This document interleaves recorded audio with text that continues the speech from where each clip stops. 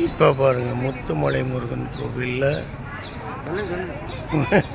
நம்ம முருகனை தரிசனம் பண்ணிக்கிட்டு இருக்கக்கூடிய இந்த காட்சி தான் இப்போ நம்ம பார்த்துக்கிட்டு இருக்கிறோம். முருகன் எவ்வளோ அழகாக இருக்கிறாரு, அம்சமாக இருக்கிறாரு, கம்பீரமாக இருக்கிறாரு.